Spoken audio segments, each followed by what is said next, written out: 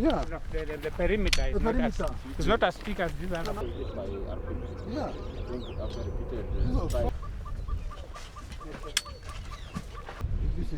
This is from enemy? Yes. Yeah. Combat vehicle. Here you think it is an RPG? It sets fire in the vehicle.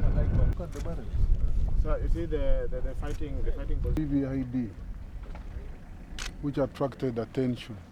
Over playing by the rules, within the rules. No, that one I know. So we have to work. It's our responsibility as commanders to be able to visit the troops on the ground. Not in the particular case, of course, yes, Kenya, the Kenyan camp, but also other camps. I've been to Sector 5, Sector 4, Sector 3. But this gives you a feel of what is on the ground. But it was also really to commiserate with our Kenyan comrades.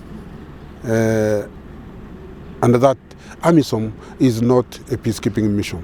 AMISOM is a war-fighting mission. So from deployment, you know you've come to fight.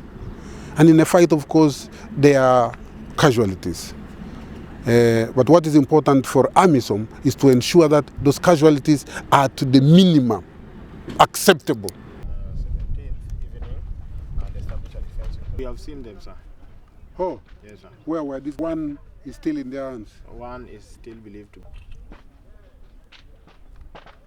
have also destroyed some of the captured vehicles. Also being reported in El Gadour.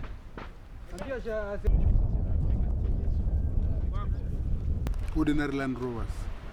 3 Land Rovers. Yeah.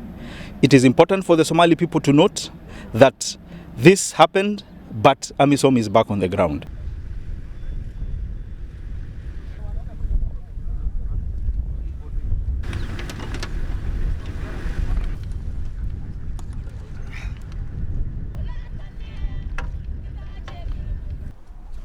Nguvu tu mweke moja.